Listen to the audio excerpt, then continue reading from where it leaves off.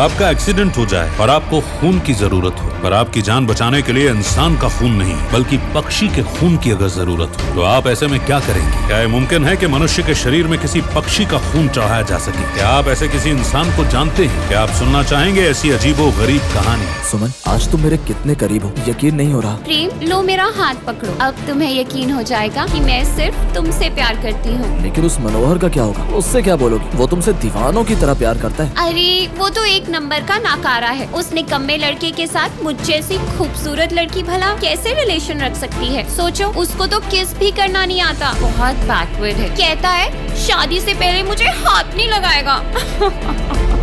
ये सुनकर बाहर खड़े सुमन के बॉयफ्रेंड के होश उड़ गए।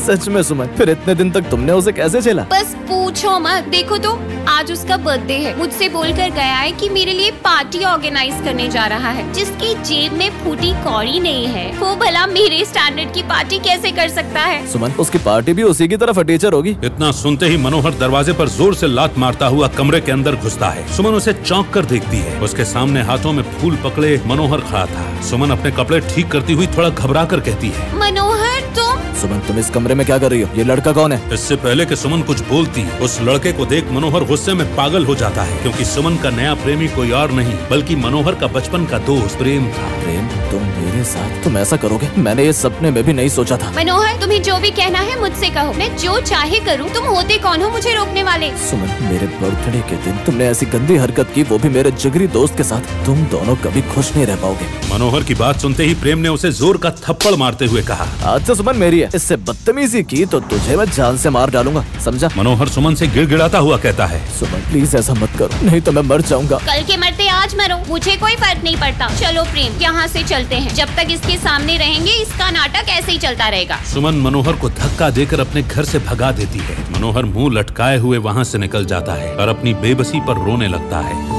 ये है मनोहर। आज इसका जन्मदिन है। आपने देखा कि जन्मदिन पर कैसे इसके प्यार ने उसे धोखा दे दिया। इस अनाथ की जिंदगी में दो ही लोग थे, एक इसका दोस्त प्रेम और दूसरी सुमन। लेकिन आज दोबारा ये मनोहर अनाथ हो गया। उसे अपनी जिंदगी बेमानी लगने लगी। मनोहर अपनी किस्मत को कोसते हुए भगवान से चीखते हुए कहता है, तुम्हारी दी हुई जिंदगी नर्क से भी बदतर है। मैं इसे जीकर क्या करूंगा? किसके लिए जिंदा रहूं? मुझे जिंदा रहने का कोई हक नहीं। मनोहर का दिल टूट चुका था। वो रोते हुए सुसाइड लेक की तरफ भागता है। ये जगह आत्महत्या के लिए मशहूर है। वहाँ पहुंचकर मनोहर जैसे ही सुसाइड लेक में कूदने वाला था, उसने देखा कि उससे थोड़ी ही दूरी पर एक लड़की खड़ी थी। वो पहाड़ से नीचे की तरफ इस तरह देख रही थी मानो वो भी वहाँ आत्महत्या करने आई हो। मनोहर ने चिल्लाकर उससे पूछा, सुनो, क्या तुम आत्महत्या करने जा रही हो? उस लड़की ने मनोहर की तरफ देखा और बोली, तुम कौन हो? यहाँ से चले जाओ। मेरे माँ बाप ने जब नहीं पूछा तो तुम कौन होते हो पूछने वाले? इतना कहकर वो लड़की पहाड़ से कूद गई। ये देखकर मनोहर के पैर डर के मारे कांपने लगे और वो भी पहाड़ से गिर गया। लेकिन तभी एक चमत्कार हुआ। मनोहर के सीने पर पड़े जन्म चिन्ह पर उसे भयानक दर्द होने लगा। मनोहर चीखने लगा।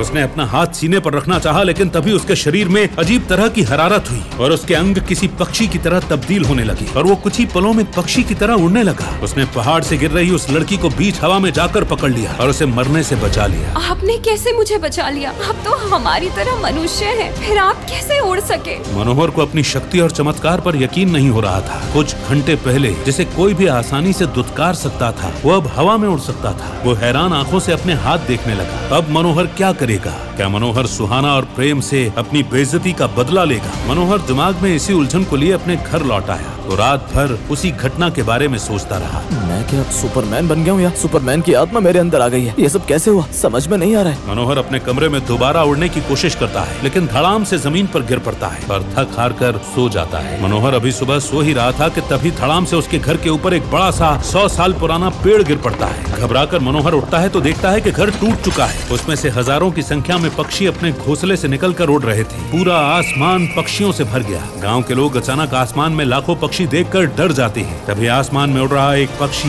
मनोहर के कंधे पर आकर बैठ जाता है और उसे काट कर अगले ही पल उड़ जाता है। इस बाज ने मुझे काट लिया है, मुझे बहुत दर्द हो रहा है। उस पक्षी को देखकर गांव का मुखिया हैरान होकर बोला, इतना बड़ा और इतना बूढ़ा पक्षी तो मैंने कभी नहीं देखा। मनोहर ने मुखिया से पूछा, इस पक्षी का नाम क्या है और इसने गांव में सबको छोड़कर मुझे ही क्यों काटा? ये गरुण पक्षी है, विष्णु का वाहन। जिसे काट लेता है वो या तो बन जाता है या फिर बर्बाद हो जाता है। तभी पीछे से गांव वालों के चिल्लाने की आवाज आई। वो उसी बरगद के पेड़ की जड़ों के पास खड़े होकर चीख रहे थे, मुखिया जल्दी आओ, देखो यहाँ क्या है। मनोहर मुखिया के साथ उस पेड़ के पास गया तो देखा कि वहाँ एक कब्र थी जो पेड़ के उखड़ने से खुल गई थी। मुखिया उसे देखकर चौंक गया। यहाँ पर महंत की कब्र तो नहीं बनी थी, फिर ये किसकी कब्र है? मनोहर ने कब्र के पास जाकर देखा। उसे देखते ही उसके होश उड़ गए। इस कब्र का सिर तो पक्षी का है और धड़ किसी औरत का। मनोहर सोचने लगा, इस औरत के शरीर पर जो कपड़ा पड़ा है इसे मैंने कभी नहीं देखा। गांव वाले भी लाश देखकर हैरान रह गए और जल्दी से सबने मिलकर कब्र पर मिट्टी डालकर उसे दोबारा से ढक दिया। मनोहर ने कब्र पर मिट्टी डालते हुए उस औरत के शरीर पर पड़े कपड़े का टुकड़ा फाड़कर अपनी जेब में छुपा लिया। मनोहर वहाँ से जाने लगता है, लेकिन तभी वो दर्द से बेहोश होकर गिर जाता है। उस पक्षी ने मनोहर को जहाँ काटा था वहाँ घाव हो गया था। मुखिया मनोहर की मरहम पट्टी करवाने उसे अस्पताल ले जाता है। अस्पताल में जब मनोहर को होश आता है तो डॉक्टर ने उससे ऐसा सवाल किया कि मनोहर के होश उड़ गए। मनोहर, तुम्हारी ब्लड रिपोर्ट आ गई है। तुम्हारी रिपोर्ट ने हम सबको हैरान कर दिया है। क्यों? मेरी ब्लड रिपोर्ट में ऐसा क्या निकला है? क्या तुम जानते हो कि तुम कौन हो? मैंने आज तक किसी का ऐसा खून नहीं देखा। तुम्हारा डीएनए इस दुनिया का नहीं है। डॉक्टर, इसका मतलब क्या है? मनोहर, तुम्हारे शरीर के खून का डीएनए आधा इंसान और आधा पक्षी का है। तुम्हारे अंदर इंसान के साथ पक्षी की भी खूबियां हैं। कभी किसी से लड़ाई झगड़ा मत करना। कभी खून की जरूरत पड़ गई तो मुश्किल हो जाएगी। डॉक्टर की बात सुनकर मनोहर के पैरों तले जमीन खिसक गई। उसे ये गुत्थी उलझती दिख रही थी। पहले मेरे जन्म चिन्ह में दर्द हुआ, फिर अचानक मैं उड़ने लगा, लेकिन एक ही बार उड़ सका। उस बरगद के पेड़ के नीचे मिली लाश भी अजीब थी, आधी पक्षी और आधी औरत। उस पर पड़ा कपड़ा ऐसा था जिसे मैंने पहले कभी नहीं देखा। मेरे साथ ये सब क्या हो रहा है? क्या ये सच है कि मेरे शरीर के खून में आधा पक्षी और आधा मनुष्य का डीएनए है? आखिर मैं कौन हूँ? ये बात मैं किससे जाकर पूछूं? मनोहर को गांव के अस्पताल की ब्लड रिपोर्ट पर शक होता है, इसलिए वो शहर जाकर वहाँ के लैब में अपने खून की जांच करवाता है। वहाँ का डॉक्टर भी कुछ ऐसा कहता है कि मनोहर को अपने कानों पर यकीन नहीं होता।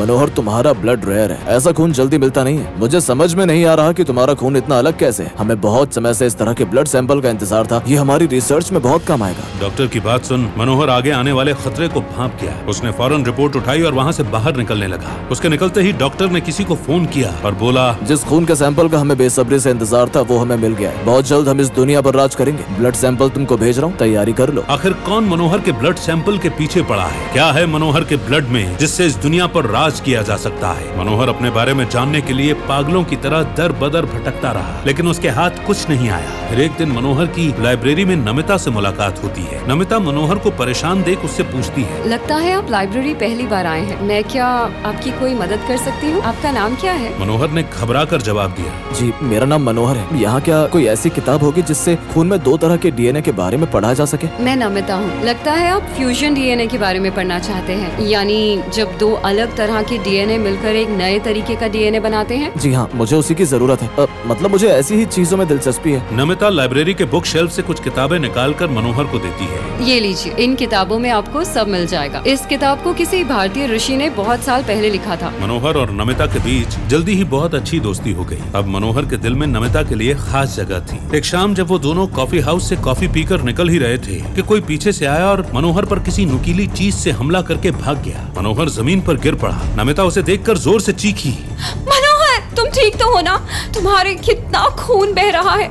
चलो चलो जल्दी से डॉक्टर के पास चलें। मनोहर उठकर बैठा और जेब में रखे उस कपड़े के टुकड़े को उसने अपने घाव पर बांध दिया। ये वही कपड़े का टुकड़ा था जो मनोहर ने उस विचित्र लाश पर से उठाया था। उस कपड़े को बांधते ही थोड़ी ही देर में मनोहर के खून का बहना थम गया। नमिता ये देखकर हैरान होकर बोली, मनोहर, इस कपड़े में ऐसा क्या है जो इसको घाव पर बांधते ही तुम्हारा खून का बहना रुक गया? ये तो चमत्कार हो गया। मनोहर इस चमत्कार से खुद हैरान था। उसे क्या मालूम था कि उस कपड़े में जादुई शक्तियाँ छुपी थी। उसने नमिता से कहा, नमिता, मुझे जल्दी से अपने विज्ञान के प्रोफेसर के पास ले चलो। नमिता मनोहर को प्रोफेसर रोहित के पास ले जाती है। वो मनोहर की बात सुनकर कहते हैं, मनोहर, ये कपड़ा यहाँ मेरे पास छोड़ दो, कल मैं तुम्हें इसके एक्सपर्ट से मिलवा दूंगा। नहीं प्रोफेसर रोहित, मैं ये कपड़ा आपके पास नहीं छोड़ सकता। मैं कल इसे लेकर आपके पास आ जाऊंगा। मनोहर ये कहकर नमिता के साथ अपने घर की तरफ चला जाता है। उसके जाते ही प्रोफेसर रोहित किसी को फोन करते हैं और कहते हैं, वो लड़का मिल गया है। फौरन एक प्राइवेट डिटेक्टिव उसके के पीछे लगाओ। आखिर प्रोफेसर रोहित को वो कपड़ा क्यों चाहिए? बहरहाल मनोहर बहुत परेशान था।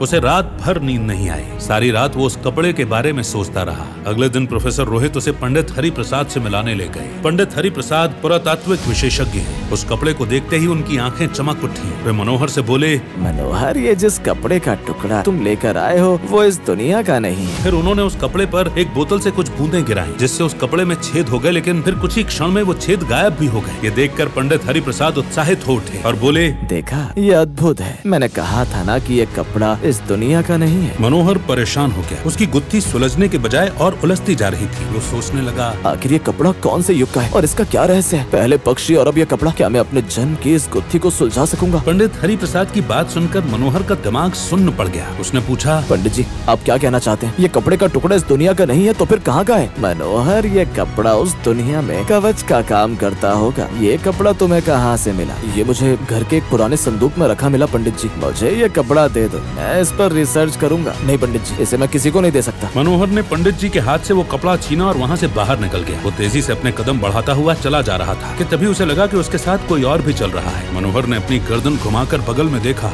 तो दंग रह गया। उसके साथ पक्षी के सिर वाली उस औरत की लाश चल रही थी। मनोहर वहीं सड़क पर बेहोश होकर गिर पड़ा। जब उसे होश आया तब वो अपने चारों तरफ मची हलचल को देखकर हैरान था। उसके चारों तरफ लोग मुंह पर मास्क लगाए, सफेद कोट पहने लैब में काम कर रहे थे। तभी उसकी नजर एक लड़की पर पड़ी। उस लड़की को देखकर मनोहर के रोंगटे खड़े हो गए। वो लड़की कोई और नहीं बल्कि नमिता थी, उसकी दोस्त, जिससे वो प्यार करने लगा था। आखिर नमिता ने ऐसा क्यों किया? अब क्या करेगा मनोहर? आखिर क्या है मनोहर के जन्म चिन्ह के पीछे का राज? नमिता किसके लिए काम कर रही है? कौन लोग मनोहर के ब्लड सैंपल और कपड़े के टुकड़े के पीछे पड़े हैं? मनोहर के ब्लड टेस्ट की रिपोर्ट में कैसे पक्षी और मनुष्य दोनों के डीएनए मौजूद मिले? पक्षी के सिर वाली औरत की लाश किसकी है? उस पर पड़ा कपड़ा आखिर किस दुनिया का है? क्या मनोहर बनेगा नमिता की साजिश का शिकार? इन सभी सवालों के जवाब जानने के लिए जुड़े रहिए हमारे साथ। सुनिए बेहद दिलचस्प कहानी पक्षी राज, सिर्फ और सिर्फ पॉकेट एफएम ऐप पर। 10 मिनट के अंदर फ्री में डाउनलोड करें पॉकेट एफएम ऐप और सुने क्या मनोहर अपनी जन्म से जुड़ी गुत्थी को सुलझा पाता है।